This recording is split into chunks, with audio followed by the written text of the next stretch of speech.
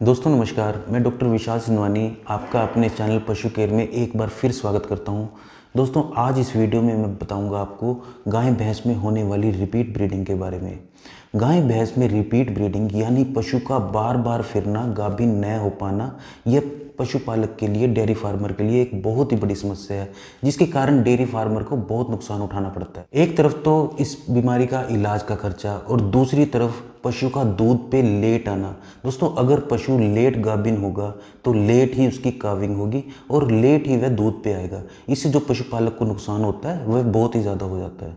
दोस्तों मेरे पास जो सबसे ज़्यादा फ़ोन कॉल्स आती हैं, जो सबसे ज़्यादा पशुपालक की समस्या होती है, वह सबसे ज़्यादा यही है कि पशु उनका सही टाइम पर नहीं ठहर पा रहा, रिपीट ब्रीडिंग की समस्या आ रही है। तो दोस्तों आज इस वीडियो में मैं आपको रिपीट ब्रीडिंग के बारे में पूरी जानकारी दूंगा। तो दोस्तों इस वीडियो को आप पूरी देखें, इसे स्किप करके ना देखें, तभी आप समझ पाएंगे कि इस बीमारी का क्या इलाज है। मैं as a doctor, as a veterinary surgeon आपको जो पिछले 15 साल से इस बीमारी के लिए जो इलाज कर रहा हूँ और क्या इसमें सावधानियाँ बरतनी चाहिए वह मैं सभी आपको बताऊँगा। दोस्तों मेरे पास जब फ़ोन आता है और वो कहते हैं कि आप जब भी इलाज करते हो इससे पशु ठहर जाता है, दोस्तों मैं कोई इसमें जादू नहीं करता। कुछ बातें हैं उनका ध्यान रखना पड़ता है, कुछ इलाज हैं ऐसे जो मैं आपको बताने जा रहा हूँ, वो आप ध्यान में रखें। सबसे पहले तो दोस्तों आपको अपने पशु को नेगेटिव एनर्जी बैलेंस में जाने से रोकना है। ये नेगेटिव एनर्जी बैलेंस में दोस्तों पशु तब जाएगा जब पशु की हम खान पान में कहीं कमी ला रहे हैं, उसको पूरी तरह से कार्बोहाइड्रेट, प्रोटीन, फैट नहीं मिल पा रहे, तो उस कंडीशन में पशु नेगेटिव एनर्जी बैलेंस में चले जाता है। तो नेगेटिव एनर्जी बैलेंस में पशु ना जाए, इसके लिए हमें अपने पशु को संतुलित आहार देना चाहिए। नेगेटिव एनर्जी बैलेंस का डायरेक्ट लिंक होता है दोस्तों रिपीट ब्रीडिंग से। अगर पशु नेगेटिव एनर्जी बैलेंस में है तो रिपीट ब्रीडिंग होना सामान्य है। दूसरा दोस्तों हमें अपने पशु को रूटीन में मिनरल मिक्सचर जरूर देना चाहिए। मिनरल मिक्सचर देते समय ध्यान रख लें कि उसमें कैल्शियम, फास्फोरस के साथ साथ copper, cobalt, selenium, iodine, manganese होना चाहिए और साथ ही साथ विटामिन में विटामिन ए, D3 और विटामिन ई ज़रूर होना चाहिए। यह पशु की जो फर्टिलिटी है उसे इम्प्रूव करती है। दोस्तों अगर हम रूटीन में अपने पशुओं को मिनरल मिक्सचर देते हैं तो इससे हम रिपीट ब्रीडिंग से जो जंग है वो आधी तो हम वैसे ही जीत जाते हैं। फिर दोस्तों हम बात करेंगे जब पशु ब्याने के बाद सफ़ेद मेवा दिखाता है, पस दिखाता है, जिसके बारे में पहले भी एक वीडियो में मैं बता चुका हूँ और उसका लिंक मैंने अपनी इस वीडियो की डिस्क्रिप्शन में डाल दिया है, आप देख सकते हैं। दोस्तों जब तक पशु ये सफ़ेद मेवात गिराता रहेगा, पस दिखाता रहेगा, तब तक पशु के रहने के चांसेस बहुत कम होते हैं। तो अगर आपका पशु ब्याने के बाद यह सफ़ेद मेवात दिखाता है तो इसका तुरंत इलाज करवाना चाहिए।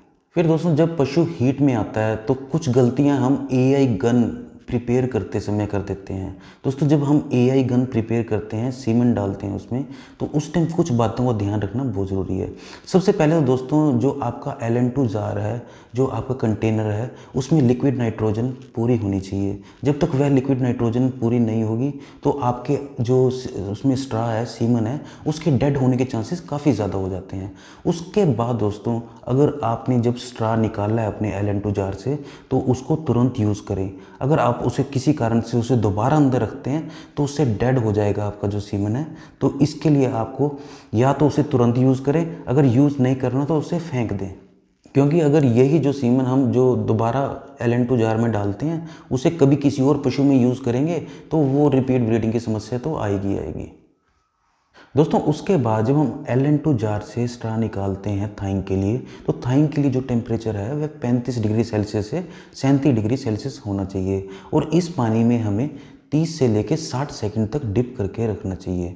तो उसके बाद दोस्तों जब हम सीमन को निकालेंगे, स्ट्रा निकालेंगे, तो उसको अच्छी तरह से किसी भी पेपर टॉवल से साफ़ कर लेना चाहिए, क्योंकि दोस्तों अगर ये पेपर टॉवल से साफ़ नहीं करेंगे तो उस पर पानी लगा रह जाता है और जब हम स्ट्रा को काटते हैं तो अगर ये पानी थोड़ा सा भी इस सीमन को टच हो गया तो सीमन उसी टाइम ही डेड हो जाता है। उसके बाद दोस्तों जब हम स्ट्रा को काटते हैं, कटिंग करते हैं उसकी, तो उसका एंगल है वह 90 डिग्री होना चाहिए, क्योंकि अगर ये स्ट्रा ज़रा सा भी तिरछा कट जाए तो जब हम एआई गन लोड करेंगे तो ये सारा का सारा सीमन शीत में ही रह जाएगा और इंसेमिनेट नहीं हो पाएगा। दोस्तों एआई गन लोड करते समय हमें इन सभी बातों का ध्यान रखना चाहिए।